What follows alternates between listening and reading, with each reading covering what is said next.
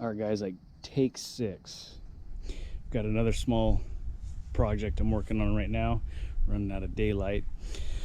But this is for the guy that I built that fireplace screen for.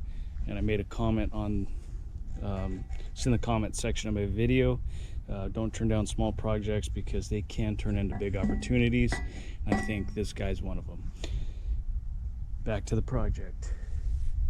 It's a set of gate posts. It's a 17-foot 3-inch by probably about 4-foot aluminum gate. So it's not very heavy, but it's got a lot of leverage on it because it's 17-foot 3-inch swing gate. His previous gate posts were 4x4 aluminum. He cemented them straight into the ground like 3 or 4 feet, then filled the gate posts with concrete as well. So he also had that right up against some block gate posts. So I'm not going to be doing that. What I'm going to be doing is I opted for, I've got sonotube. I'm going to be pouring concrete pillars 3 foot in the ground, embedding some J-bolts. Got some 1/2-inch base plates here. And then in the back of my truck over there, you can see I've got some 4x4x1/4 steel posts. The reason I did that is I don't like direct burial of gate posts because you can't adjust them if the gate starts to sag or something happens. I don't like to not have any adjustment because my hinges are going to be welded on the post and to the gate. So at least if I do this, I can leave a grout pad underneath and have an adjustment nut under there. And then come back, grout it in, and then if it ever needs adjustment, you can just chip it out and adjust your base plate and get your gate post back where it needs to be. So here's my 12x12 by 1/2-inch base plates. Like I said, I've got my 4x4x1/4, and they're 5 feet long right now, I believe. Yeah, they are 5 feet long. So I'm gonna get in here, mark these out. I made this little guy real quick. Just welded it right there real quick. What that's gonna do is I'm gonna tack that dude to it. So when I weld this out fully, it'll hopefully keep it from warping up. So we'll see if that works. Hopefully it won't pull these corners up or what, I don't know. So we're gonna try that. Let me get this set up, get everything tacked down where it needs to be, and then I'll turn the camera on, we'll get some welding going, and what I'm gonna do is, well, then I'll explain it later. But let me get this set up. Okay. All right, guys, got it set up. I got that post centered on the base plate. So what I'm gonna do is I'm gonna start to do my welding passes. I had to cut a tack there because it wasn't square when I checked it. So that's what that is. There's another one over here too. Anyways, I'm gonna do my single pass. Probably only do 3 passes. I'll probably do a pass here, one here, and top one at the end. So I'm gonna stack 3. That should be sufficient. But we'll go from there. I'm gonna set you guys down, turn the welder on, come back and get some welding in. All right, guys, well, I forgot to tell you what I'm gonna do also. So I'm gonna put a couple tacks here, on those 4 corners too, just in case. Well, to keep this thing from falling on me while I'm welding, man.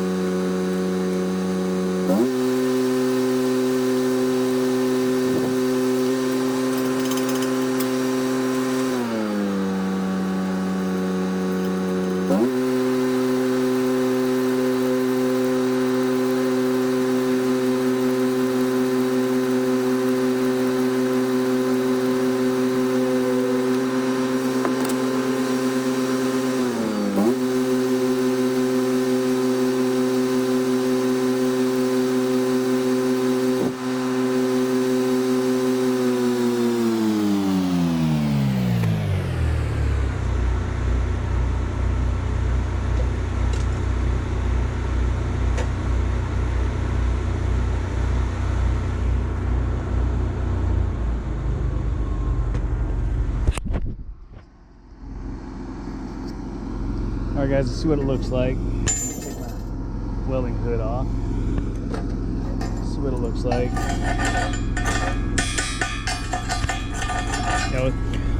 That was my transition before I ran out of a rod and I changed to a different one, so scrape the top there. I guess it works better that way, huh? Okay, okay, okay.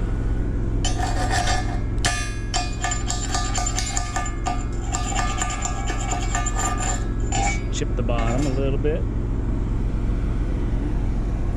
Let me get my wire brush out here.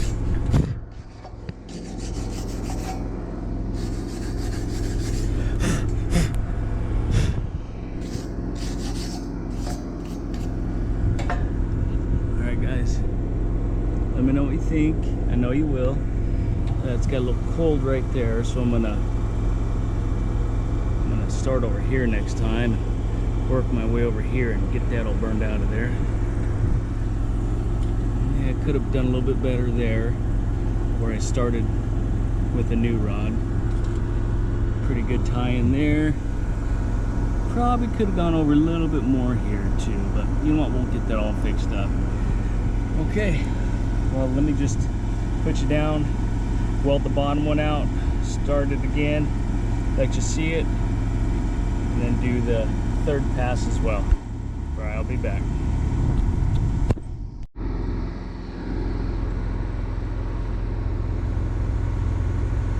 Pass 2.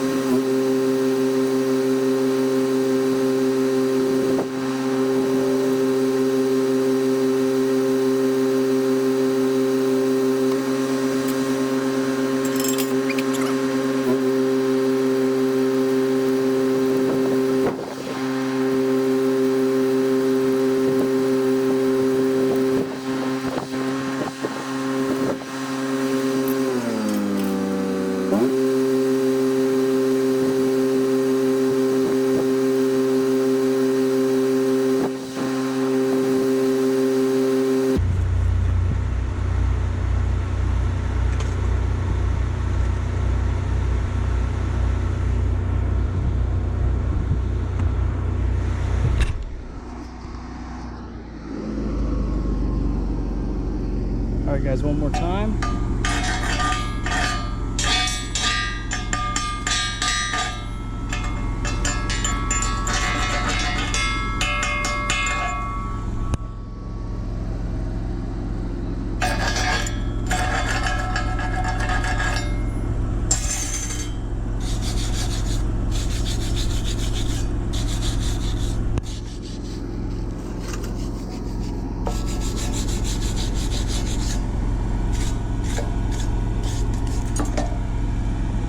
Alright guys, there it is, my second one.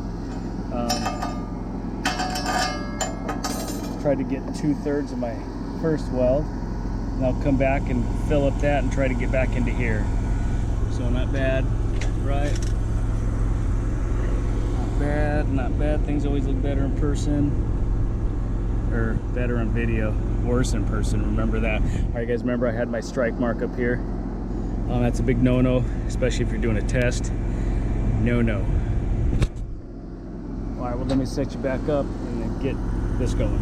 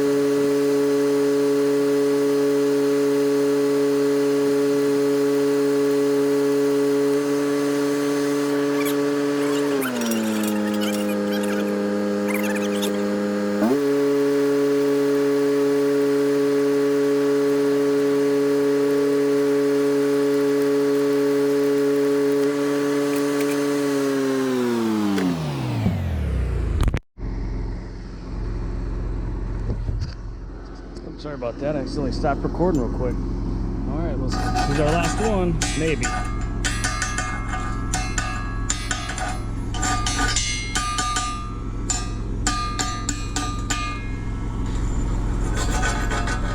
Scratchy scratch on it. A little tappy tap. Let's see what we got here, guys. I don't. That was my uncle that came around the corner. Uncle Eddie.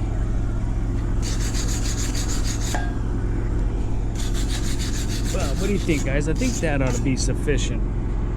I don't think I need any more. Don't think so. All right. Well, what I'm gonna do is I'm gonna cut this off. I think I'm gonna do the other one, and then I'll have the holes to punch. But I'll do that later too. But I just want to get that other one up here, welded out, and then we'll come back with another video. But that's that, guys. All right, catch you later.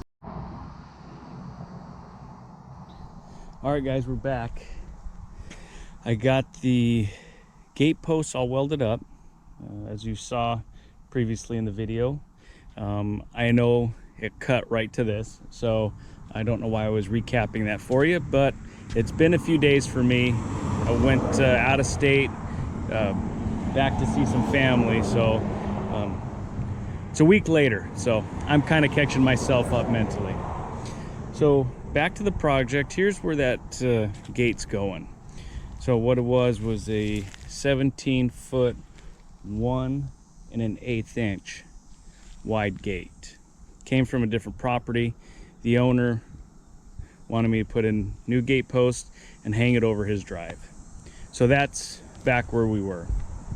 So a couple of measurements. Let me just kind of catch up on. So here is my rough drawing. It's not to scale, so excuse that. So here's going to be our gate posts. Okay, the gate and 17-foot 1 1/2. So to get the overall measurement, because I need to get to center on my gate posts. So my hinges, and this is pretty cool. I've never really done a hinge like this. I've done these particular hinges, but steel only. This has an aluminum. Oh, don't want to move that. Okay, put that dude back in there. I can get it back in there. Okay. All right. It won't swing too well without that. So it's got the aluminum mail and the steel, because remember I used steel posts. So it's King, I think King Metals or King something. It's out of Texas. I apologize for butchering that. Yeah, I'll let you know in the video for sure what it is. But I ordered these guys in so I can weld the female end to my gate post, and the gate itself already has this aluminum block with the male end, And I thought I was going to be able to get away with just measuring out and putting the female end on the gate posts, but it turns out that male end is just a little bit bigger, longer I mean. So yeah, so thought it was gonna be a little easier than I thought, but whatever. Now I just have to cut that hinge off and weld that dude on there. So anyways, back to this. It's 2 1/8 inch from face to face. Apologize about the noise, I'm right next to a road right here. So I've got a 17-foot 1.5 inch gate. Okay, I've got my 2 1/8 inch 2 1/8 inch hinges to go in between. So far so good. And on this end I'm going to give myself about an inch gap. So I'm kind of guessing there, giving myself an inch so I got some play either way, because there's a tab on that gate currently that will catch on this post. So that's from face of the post to face of the post. Now I need to get to the center of the post, and of course it's a 4x4 post, so to get to the center it's got to be 2 inches, right? So add all that up. So it's 2, 4, 6, 7, 8 and 4/8, 8 and 5/8, and 17, 8 and 5/8. So that's going to be center to center. Double check that. Start subtracting. 8, 6, 4, 3, 2, 1, and 5/8 minus 1/8 is 4/8 or ½ inch. So 17, 1.5 inch. So let's go over here. Whoever's there's a fence guy putting all this fence up. So they stopped right here. All right guys, my video shut down and I'm not sure why. So I've got these cool little tabs here to give me center line. So I ran my string line across the drive because I want my gate post to be center with these posts here. So I don't have any marking paint, so I just use some spray paint. So I'm gonna dig there and dig there. So I'm gonna go down 3 foot. I've got some sonotube or form tube, whatever you want to call it, and I'm gonna put that down there. I've got some plywood because I'm gonna make my base plate templates out of this, drill some holes in there, all that stuff. I got some rebar there back in here, and I got a wrench so I can bend it. And so that's where I'm at right now. I'm low battery, so let me just start digging this. You guys don't need to watch me use a shovel. And then once I get all this done, put a new battery in and we'll catch you guys up to speed. All right guys, I'm just cutting into my hole digging time. I got one almost halfway done. So the reason I wanted to just get back on a video real quick is to show you some of the things you might come across. If this is new to some of you out there that are looking at doing gate posts, fence posts, anything else, always be prepared. Where I'm originally from, we had caliche in our dirt, which if you don't know what that is, you might as well be digging in that. It's like concrete, natural concrete. Looks like it. It's hard as that, and really rocky. So figured here in the sand in Florida may be a touch easier. Well, it's a lot easier if you don't come across a big old root ball down in there. It's probably has to come from this guy, or maybe there was a tree here at one time. I don't know. I'm not into treeology. So on the upside, well, real quick, always bring a Sawzall with you, and I recommend one of these guys. This one's a Crescent brand. spud wrench, or whatever you want to call it, but they're good for everything. Knocking around down here and poking through the roots and getting all the dirt from around it. And, I mean, these things are magic. They're made out of ancient metals and forged with dragon fire, I think, and sprinkled with some magic on it. I don't know, but they're wonderful. That's, like I said, that's a Crescent brand. Klein, I think, are the best. I just have a Crescent brand. But anyways, upside is this thing is about 10 inches below the dirt. I would be really upset if it was 2 feet down, because it'd be a lot harder to get around it. I'm hoping this isn't some sort of root network like on Avatar with the mother tree that was there. It was all connected. I'm hoping this isn't part of that, because it's really going to make it a nightmare.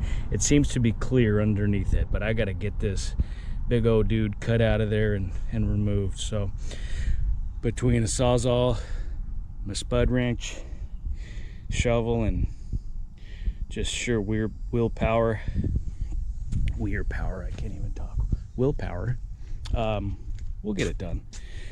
But I just wanted to update you. Always come prepared for rocks, tree roots, and anything else you can think of.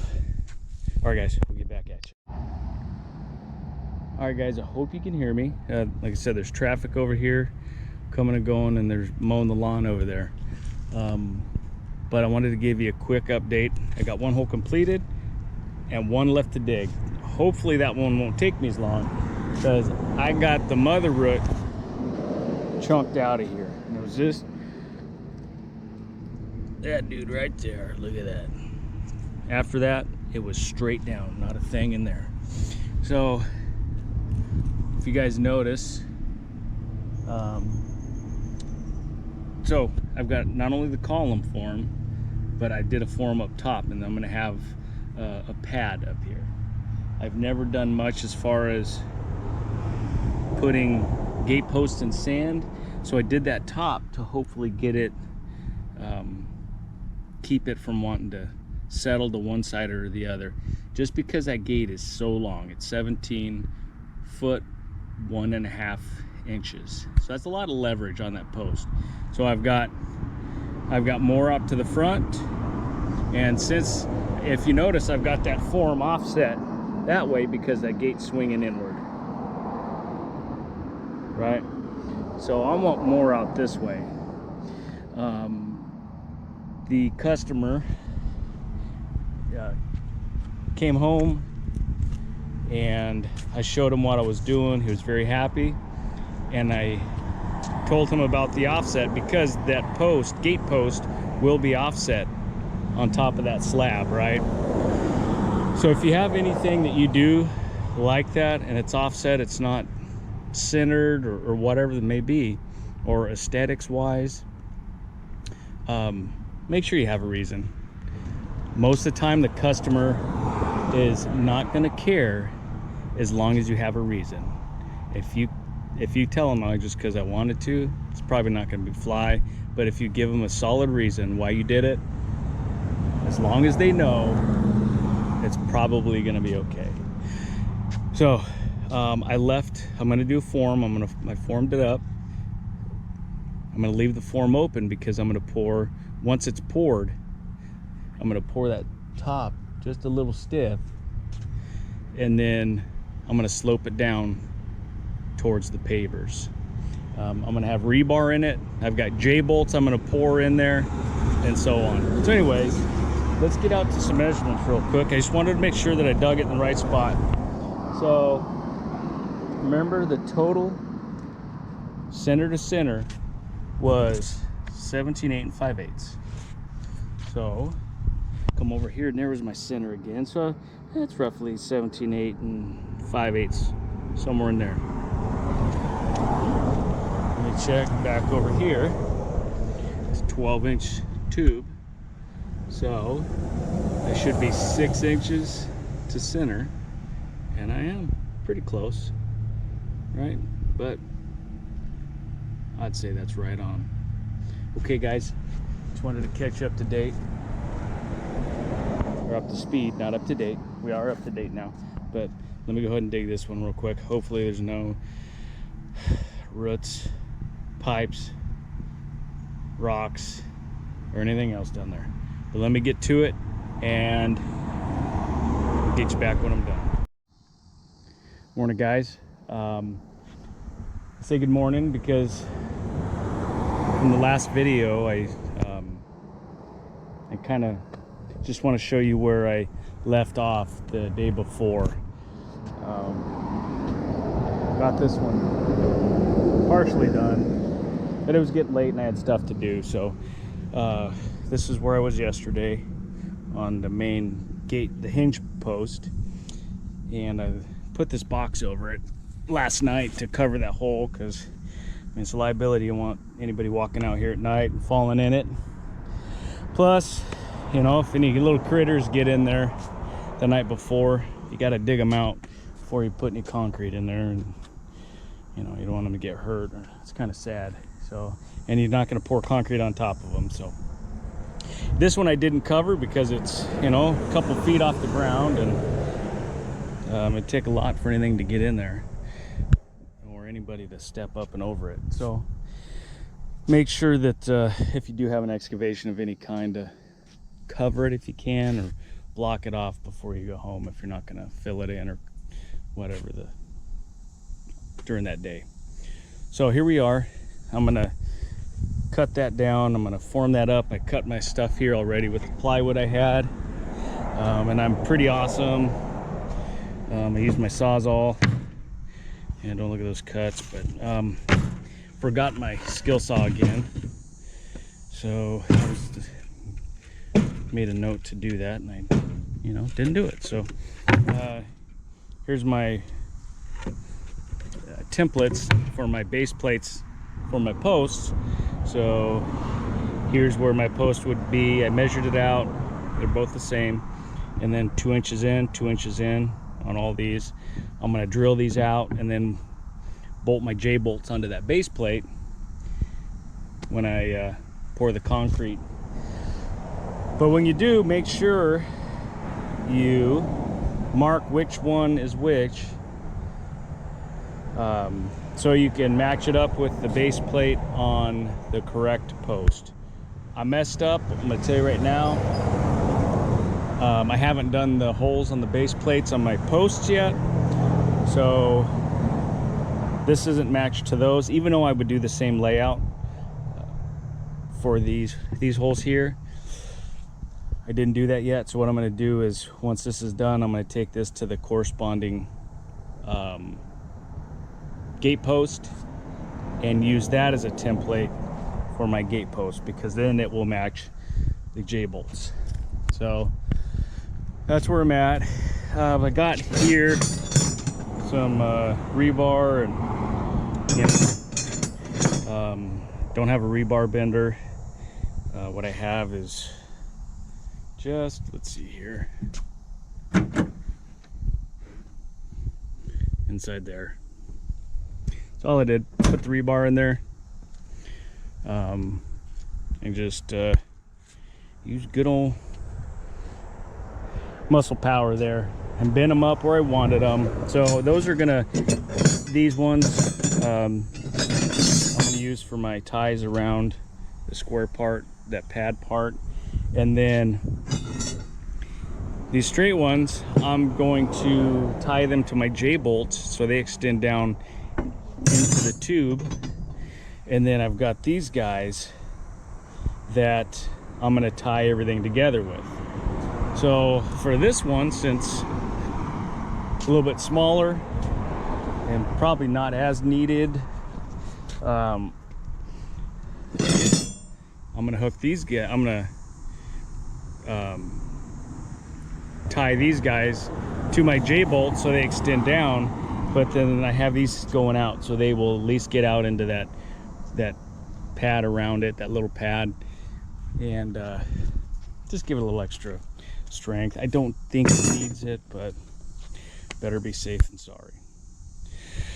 So you see, I got this at Tractor Supply. And I got this from one of my vendors. It's a rental company, Adaptive Rental Rent in Navarre. Adaptive Ready Rent, if that's what I said. So this is why I love Tractor Supply. I buy all of my consumables at Tractor Supply, and some personal things too, but a lot of my consumables are at Tractor Supply. That being said, there's perks with it. I get a lot of $10 off perks from those purchases, but I also get free trailer rental. So that's a half day. So their full days, 25, 30 bucks or something like that. I can't remember. Probably double that. So I'll try to save those free trailer rentals until they, you know, if they're going to expire, I try to use them for something, but if I can't, I can't. But I'll try to save them for times like this where I need concrete and a mixer. Because then, you know, it's one less expense. I just go pick it up, fill out the paperwork, and take off with it. So, this little wheelbarrow style mixer, it's pretty cool. I've never used one of these, but it does 2 bags of 80 pound premix, which we have right here. So that was 25 bucks for that. So the trailer and the mixer, $25 charge, right? That's not bad. So you know, other customers have paid for that because I've used consumables and everything from Tractor Supply on my other jobs. So this trailer is paid for by other jobs. So here's a little bit of my math. So I went off the tube here. So if you notice, I'm using 80 pound bags. There's a calculator on the sides of these tubes. For those you don't know, it's a 12-inch diameter, okay? I'm using 80 pound bags, and this is per foot of depth, okay? Per foot. So it's 1.4. We're gonna do 1.5, right? Because you got to calculate for waste, and really that 0.1 is not much in there. So we're just gonna round to 0.5 because who really does 0.4? So calculated that, and I have, that one's only 30 inches, but that one's 36, so we're gonna go with the 36. So we don't want to be too exact, because that extra 6 inches is going to help add to waste. So because you're going to have some waste with this. So we have 3 feet, right, times 1.5, and we come out with 4.5 bags. Okay, 3 feet times 1.5 bags, 4.5. So let's go back over here, because how much will this Quikrete, how much will it cover per bag? Well, going off of this chart at the Home Depot, let me see if we can zoom in there. Oh, so we have slab area, right? Gonna go down here. That one is 24 by 24, so we have 2 square feet. This one's a little bit smaller, so we're just gonna go off that one for waste again, right? And if you notice, it's 2 bags for 4 inches and 6 inches. These are 5 inch, so it's perfect. So that's another 2 bags, okay? And so that's 4 total, right? Okay. So we have 4 total. So we have 4.5 times 2 is 9, plus 4 is 13, right? So we have 13 bags. We got 13 bags right here. I'm not a concrete guy, but that's my calculation so far. Also, got a few other things I'm gonna do. I'm gonna wet this stuff down. Let me get that cut down to size and formed up. I just wanted to catch you up to speed real quick, okay? All right, we'll get back with you in a minute.